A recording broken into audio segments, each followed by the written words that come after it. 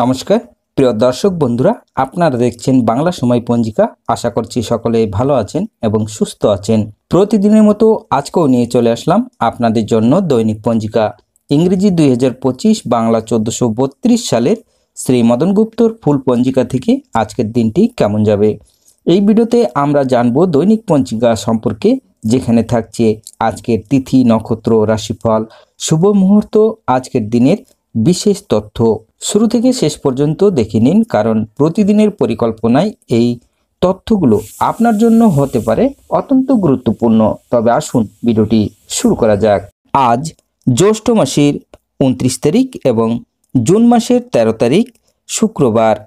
আর সূর্য উদয় হবে 4টা 55 এবং সূর্য অস্ত যাবে 6টা 19 মিনিটে।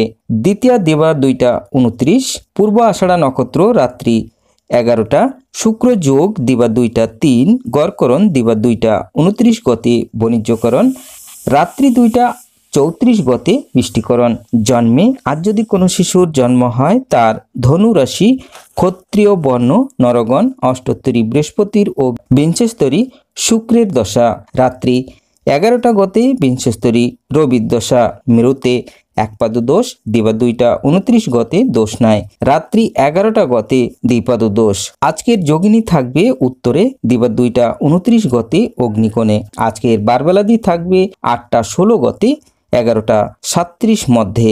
আজকের কালরাত্রি থাকবে 8টা 58 গতে 10টা 18 মধ্যে। যাত্রা নাই, দিবা 2টা 29 গতে যাত্রা মধ্যম, পশ্চিমে নিষেধ। রাত্রি 11টা গতে পূর্ণ যাত্রা নাই।